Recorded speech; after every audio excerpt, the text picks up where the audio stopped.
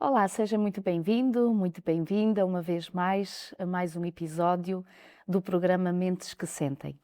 Já estamos convosco há algum tempo, é sempre um prazer, um privilégio, uma alegria muito grande e também oramos para que o Senhor nos use para poder ir ao encontro das suas necessidades, dos seus desafios, num mundo que trá-los e diariamente que nós os temos, mas estamos aqui crendo em Deus porque realmente o amamos, realmente pedimos que Ele haja na nossa vida e por isso estamos aqui juntos para trazer mais alguns assuntos pertinentes à nossa vida do lado de cá. Nós temos estado em alguns episódios, particularmente no episódio anterior, demos início ao estudo, à reflexão sobre esta questão do luto, como fazer face ao luto, particularmente as crianças, os adolescentes, e hoje vamos dar continuidade a esse mesmo assunto. Para isso, Cristina, muito obrigada pela tua presença, é sempre muito bom estar connosco e obrigada pelo teu saber e pela tua partilha. Obrigada, Milu. E utilizando uma expressão que já é habitual, estamos no nosso canto do conforto, aquele onde podemos expor de alguma forma questões que às vezes são desafiadoras, mas que são passíveis de aprendermos mais. Hum, Sem dúvida. É verdade, como tu dizias num episódio, creio que foi o anterior, em que dizias que esta questão do luto já é muito complexa para o adulto. Hum. E pensar no luto e como é que os nossos filhos, as nossas crianças e os nossos adolescentes devam fazer face a esse mesmo luto também ainda é mais desafiador. Então, Cristina, eu gostava de perguntar-te como é que podem os pais e os cuidadores, portanto, das crianças, ajudá-las neste processo, a atravessar este processo de luto. Uhum. Essa é uma pergunta que claramente vem à mente de todos Hum, nós, não é? Então nós não temos uma resposta standard e uma resposta única que diga é apenas assim que tu deves agir. Temos algumas linhas orientadoras. Uma das coisas que é extremamente importante é que tu mantenhas as rotinas familiares. Portanto, se tu estás a passar por uma situação destas e inerentemente as tuas crianças ou o teu adolescente também está a passar por uma situação dessas, a previsibilidade, o manter as rotinas é algo que é importante para a criança se situar. Claro que não estou com isto a querer dizer que, por exemplo, a criança tinha uma atividade extracurricular e agora vais obrigar a criança a ir à atividade extracurricular se ela não está capaz ou se não sente vontade. Mas manteres a previsibilidade das rotinas, os horários de levantar, de deitar, as refeições, o ir à escola, tudo isso é importante, o nosso cérebro precisa de integrar essa previsibilidade.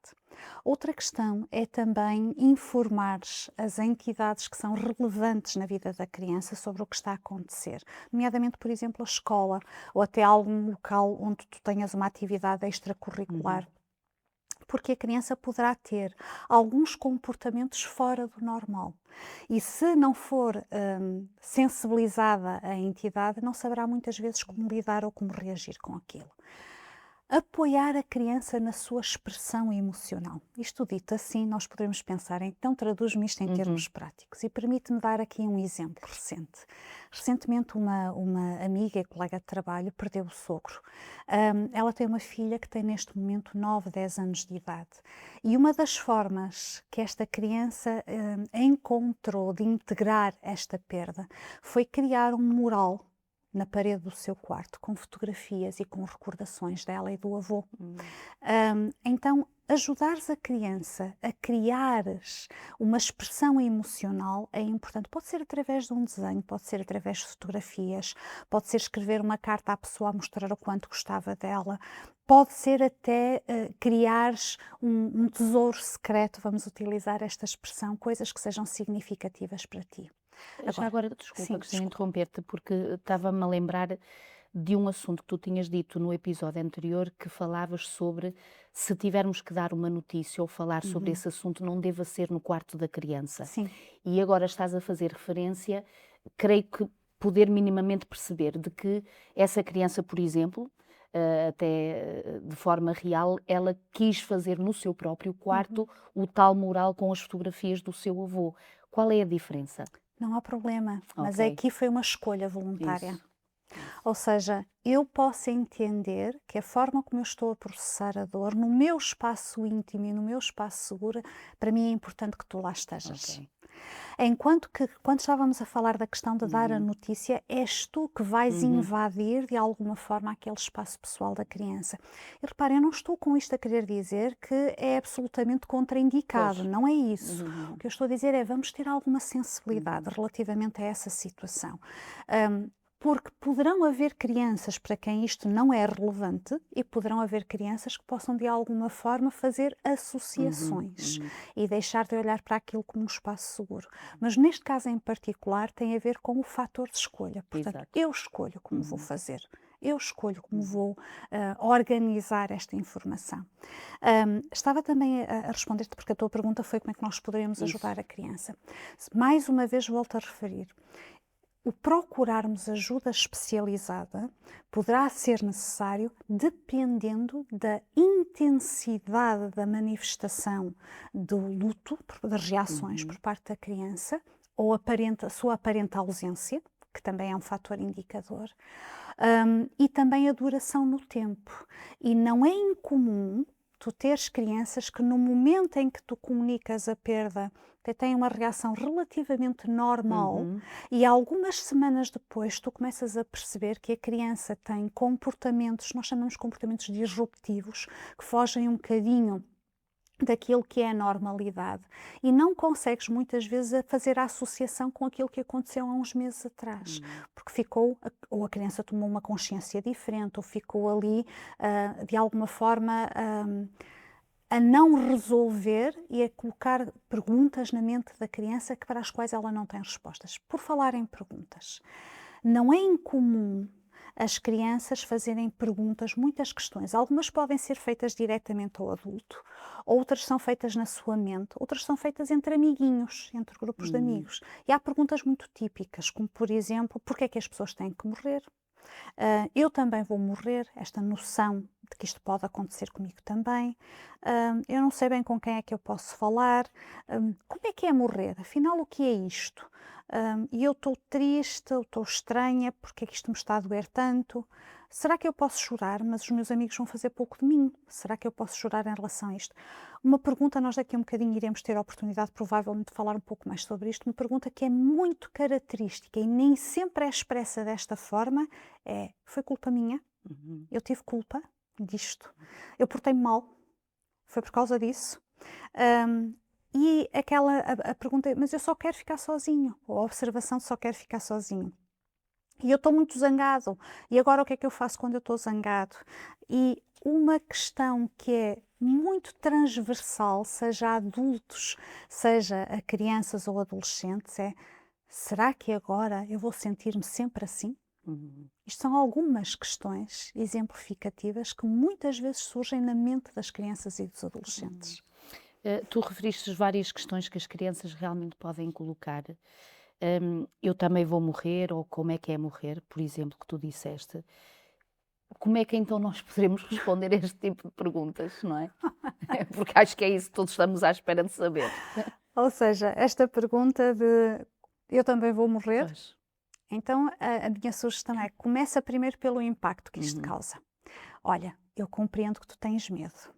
Todos nós sentimos medo de morrer, mas em algum momento isso vai acontecer. Mas ouve, isso vai demorar muito tempo até acontecer. Hum, e nós vamos estar aqui a apoiar-nos uns aos outros e vamos estar aqui para cuidarmos uns dos outros. E à medida que o tempo vai passar, tu vais deixar de sentir tanto medo em relação a isto. Então, tu não estás a dizer que não vai acontecer, Uhum. mas começas por normalizar a emoção que a criança traz associada em relação àquilo. hum, e acabas por dar a nota de esperança de que, apesar daquilo ser um facto e ser uma evidência, tu consegues gerir esta situação. E associada a esta pergunta vem muitas vezes aquela pergunta de como é que é morrer? Uhum. E voltamos àquela resposta que tínhamos dado no episódio anterior para sermos práticos. Uhum. Morrer é a ausência de funções. O corpo deixa de ter a sua função, de respirar, de de fazer outro tipo de funções. Mais uma vez, a expressão que eu tinha utilizado no episódio anterior, acima de tudo, serenidade. E muito associada a esta questão vem também aquela que estávamos há pouco a dizer de foi culpa minha. A criança pode não te verbalizar isto, mas imagina, será que a criança, no contexto de como é que é morrer, ou eu também vou morrer, ou porque é que a pessoa teve que morrer, ok? Porque é que a pessoa morreu? A pessoa morreu porque já era muito idosa, ou a pessoa morreu porque aconteceu um acidente, e às vezes acontecem os acidentes, nem toda a gente sobrevive, ou a pessoa estava muito doente e o corpo dela não conseguiu resistir.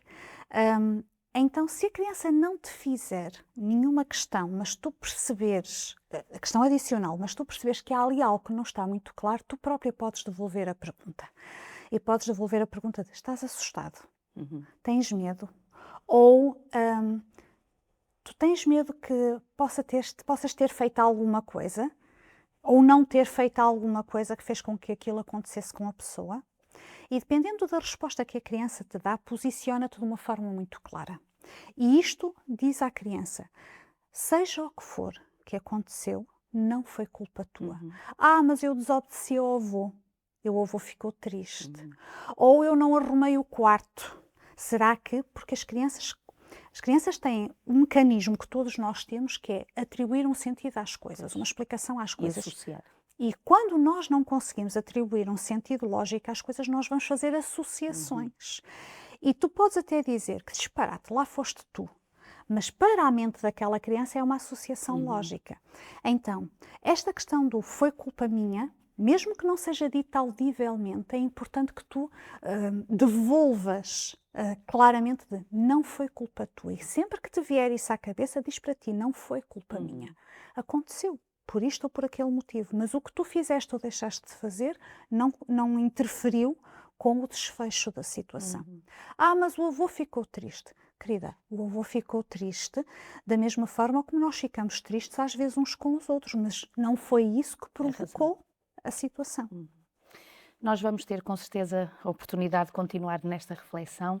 Vamos fazer uma breve pausa, como habitualmente, e já voltamos. TV Novo Tempo, o canal da saúde, o canal da esperança. E cá estamos novamente para a segunda parte do episódio de hoje, onde estamos a refletir sobre coisas tão pertinentes quanto esta do luto e fazer face a ele, sobretudo como ajudar os nossos filhos, as crianças e os adolescentes nesta área que é realmente a questão do luto. Nós, como habitualmente, temos sempre este manual que gostaríamos de colocar à vossa disposição para dizer que temos muito prazer e muito gosto em poder oferecer-vos o manual Sentimentos, a Ciência do Existir. Encontrará aqui assuntos muito pertinentes para a questão da saúde mental, que é isso que nos acompanha e é por isso que nós aqui estamos.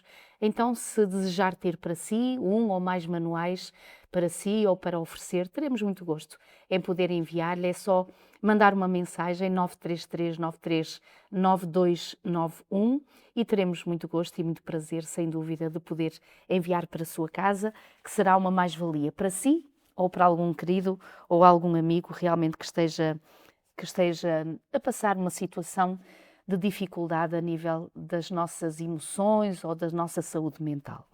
Cristina, para dar continuidade, às vezes as crianças têm reações diferentes perante uma perda, como tu já disseste, e é verdade.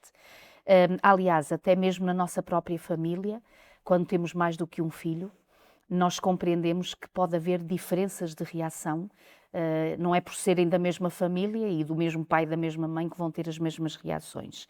E alguns podem demonstrar tristeza, chorar ou não chorar, ou podem, por exemplo, querer ficar sozinhas. O que eu te pergunto é como é que nós podemos então abordar isto? Como fazer face a estas diferentes reações? Sabes que há crianças que naturalmente verbalizam mais, há outras que são mais resguardadas relativamente a este tipo de situações. Mas o facto de falar ou não falar não significa que a questão não exista. Então, às vezes, é importante que tu devolvas aquilo em forma de pergunta. Estás triste? Okay? A criança não diz nada, estás triste? Ou, por exemplo, a criança verbaliza contigo e diz: estou triste, por exemplo. Transforma a resposta em coisas que sejam factuais, coisas que sejam comuns do dia a dia da criança. Então, tu podes comparar o estar triste a um balão. Tu podes dizer: olha, a tristeza é como se nós tivéssemos um balão muito cheio. O balão estava cheio de ar antes de ficar triste. Éramos nós. A nossa vida estava normal, nós estávamos contentes porque aquela pessoa continuava aqui, mas de repente o avô, ou a avó, ou o pai, ou o tio, ou o primo, ou o cãozinho, não importa, acabou por morrer. É como se tivessem tirado o ar todo do balão. E o balão estivesse triste e nós estamos tristes. A criança sentir que algo esvaziou de dentro dela. Agora, aos pouquinhos, nós vamos voltar a encher esse balão, ou seja, aos pouquinhos nós vamos começar a sentir-nos, a não ter só vontade de chorar, ou a não querermos ficar só sozinhos. Então explica a tristeza como uma reação natural. Olha, quando nós perdemos uma coisa ou perdemos alguém de quem gostávamos muito, é normal que nós fiquemos tristes. E é normal que nesse período de tempo a gente até fique zangado, ou nós até fiquemos um bocadinho confusos, ou nós queremos ficar sozinhos. Aquilo que está a acontecer é que o teu corpo está a trabalhar muito, o teu corpo e a tua mente está a trabalhar muito para lidar com isto. Mas isto é como o balão. Nós vamos começar a fazer pequenas coisas que vão ajudar a não fazer com que tu te sintas tão triste todos os dias. E não é incomum as crianças tentarem reter o choro. E às vezes ficarem na perspectiva de se posso ou não posso chorar. Elas pautam-se muito pela questão do padrão dos adultos. Por exemplo, crianças na escola. As crianças não vão chorar à frente dos amigos, porque têm medo que sejam conotadas como a fracota ou outra coisa qualquer. Mas às vezes elas reproduzem esse mesmo comportamento em casa. Porquê? Porque os adultos estão todos a lidar da mesma forma. Portanto, não é possível chorar. Então, devolveres esta observação à criança: olha, se tu tiveres vontade de chorar, não há problema nenhum, nós estamos aqui. Sabes, há pessoas que não choram, não quer dizer que não estejam a sofrer. Algumas não conseguem chorar, outras têm medo de chorar à frente das pessoas, com receio do que é que vão pensar sobre elas. Mas sabes, quando nós guardamos uma coisa dentro de nós, é como se estivéssemos a fazer um muro à nossa volta e cada vez ficamos mais sozinhos, sem saber como lidar com isto. Chorar ajuda a abrir ali um espacinho no muro, ajuda a que a pessoa possa deitar cá para fora algo que a está a magoar. E quando tu queres ficar sozinho, às vezes tu vais querer ficar sozinho e até nem vais querer que as pessoas te abracem e queres estar um bocadinho sossegado. Mas a verdade é que assim, tu queres ficar sozinho, mas ao mesmo tempo queres ter alguém ao teu lado. Parece que o nosso coração não se decide sobre o que é que ele quer fazer. Então, se queres ficar sozinho, tudo bem, mas depois vem ter comigo. Deixa-me dar-te um abraço, porque é importante isso também. Ou seja, dares esta noção de que pelo fato da criança estar a sentir duas coisas diferentes e que parecem antagónicas, não é necessariamente errado. Estavas a falar sobre a questão do choro e eu estava-me a lembrar, às vezes, por exemplo, o pai ou a mãe, particularmente a mãe, nós poderemos privar-nos de chorar à frente dos nossos filhos porque não os queremos deixar tristes. E porque não queremos, se calhar, trazer sobre eles, pensamos nós, ainda mais dor ou ainda mais peso do que aquele que já é a realidade. O que fazer nestes momentos, Cristina? Posso chorar à frente dos meus filhos, explicando a eles porque é que eu estou a chorar? Podes. Aqui, mais uma vez, temos que entrar, eu vou utilizar uma expressão que até pode parecer um bocadinho desadequada face ao contexto, mas aqui temos que entrar um bocadinho na questão do bom senso. O que é que eu quero dizer com isto?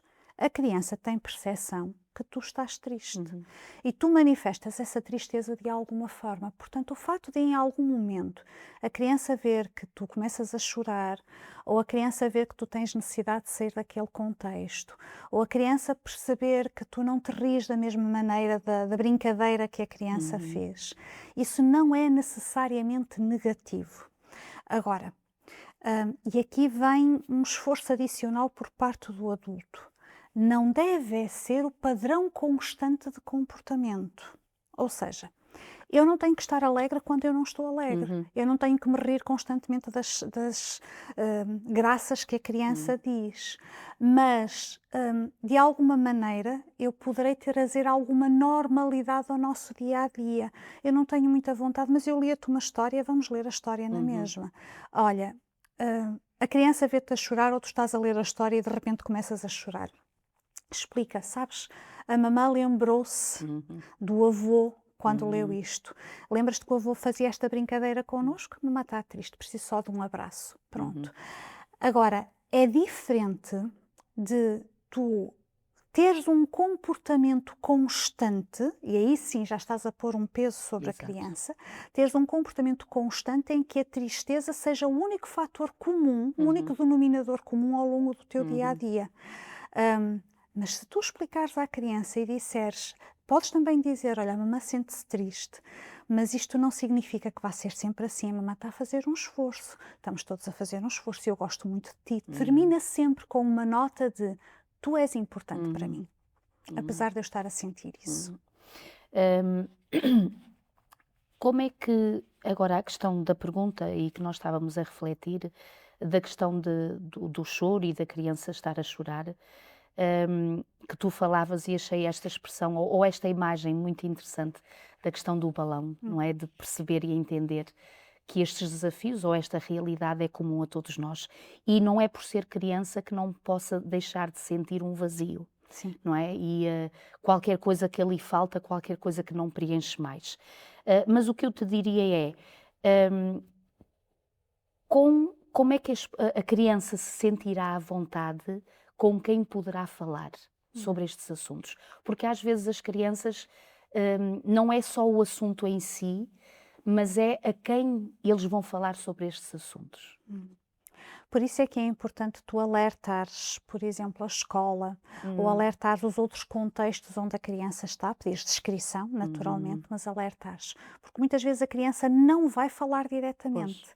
A criança vai fazer uma observação. Mas ela tem necessidade de falar ou não? Depende. Ok. Depende da criança. Por isso é que é importante não seres invasivo. Portanto, se de alguma forma a criança manifesta, as crianças têm um raciocínio muito concreto e às vezes elas estão preocupadas com questões mais objetivas, questões de, ok, eu posso brincar na mesma? Eu posso rir-me, ou o que é que aconteceu especificamente àquela pessoa. E às vezes elas não traduzem tanto isto pela questão verbal, mas traduzem ou pelo comportamento, ou, por exemplo, através até de desenhos ou de alguma observação que possam fazer.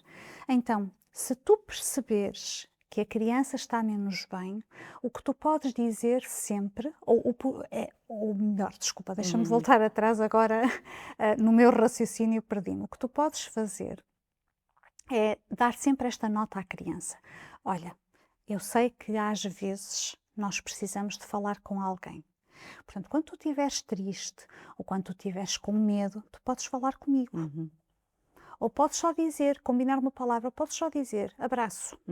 Por exemplo, e isto funciona como uma palavra em que tu vais dar um espaço de confiança e de tranquilidade à criança. E sabes que não é incomum as crianças muitas vezes manifestarem o desconforto através de reações de agressividade. Então essa é uma das questões em relação à qual nós temos que estar mais atentos. E não é tanto suprimir esta reação por parte da criança, mas sim ajudar a criança a lidar com aquilo. E permite-me dar este exemplo. Imagina que nós estamos aqui que de repente te cai um objeto pesado no pé. Tu vais ter uma reação automática. Vais ter uma reação de dor e provavelmente associada a essa dor até vais ficar zangada ou aborrecida. Mas agora imagina que tu tens uma dor de dentes e estás a tratar essa dor de dentes. É expectável que até possas ficar desconfortável ou irritada, mas não é expectável que tenhas ataques de raiva. Ok? Pronto. Então, onde é que fica aqui o ponto de equilíbrio? Então, nós não temos, muitas vezes o nosso objetivo é suprimir aquela reação por parte da criança, sobretudo quando são reações mais ao nível da agressividade. Então, mais do que isso, é importante ajudar a dar estratégias à criança para lidar com a raiva. Olha, às vezes nós estamos muito zangados com aquilo que nos aconteceu. Então, quando tu estiveres zangada, olha, vai para o teu quarto e bate na almofada, por exemplo. Ou quando tu estiveres zangada, pega na plasticina e aperta com muita força. Ou pega no cão e vai dar um passeio muito grande. Ou vai dar uma corrida. Ou vai para um sítio onde ninguém te ouça e podes gritar de alguma maneira. Ou então podes vir falar comigo. Ou seja, não é tanto suprimir aquilo que a criança está a sentir, mas ajudá-la a gerir este desconforto. Por outro lado, esta questão de será que eu ainda me posso divertir? Às vezes a criança olha e vê um padrão de tristeza constante na casa e não sabe se pode ou não divertir-se, ou se é legítimo que aceitem uma gargalhada da parte dela. Abraçares a criança, poderes dizer, olha, o fato de tu continuares a brincar, de tu estares com os teus amigos, é uma coisa que te pode ajudar. Isto é importante para normalizar também. E já agora, Milu, gostava só aqui de fazer uma pequena diferença, porque nós temos estado a falar de crianças, mas nós também temos os adolescentes. Isso. Exatamente. E grande parte daquilo que nós estivemos a referir é válido para os adolescentes. Há apenas uma nota que eu gostaria de referir. Os adolescentes, quando lidam com uma perda, eles muitas vezes têm uma questão existencial associada sobre qual é o meu propósito, porque é que eu estou aqui e será que a vida vai ser apenas isto? Embora a perda é uma coisa distante em relação a eles, porque eles poderão ter 13, 14, 15 anos e à partida a pessoa que faleceu teria 80, por exemplo. Não te surpreendas se o adolescente oscilar muito entre momentos de quer o teu apoio e momentos em que quer estar sozinho. E não te surpreendas que o adolescente partilhe mais as suas perguntas com o seu grupo de amigos. O que é importante neste momento? É que tu mantenhas uma boa relação com o grupo de amigos e que tragas os amigos de preferência para lá para casa e possas ter algum momento integrado, porque as perguntas que ele não te vai fazer a ti, ele vai tê-las com os amigos. E esta noção de todos vocês são bem acolhidos vai trazer segurança ao adolescente também. Cristina, muito obrigada. O tempo voa. É sempre bom estar consigo e com certeza oramos a Deus para que tudo isto possa ser uma mais-valia a todos nós. Foi um gosto estar na sua presença. Encontramos-nos na próxima semana. Até lá.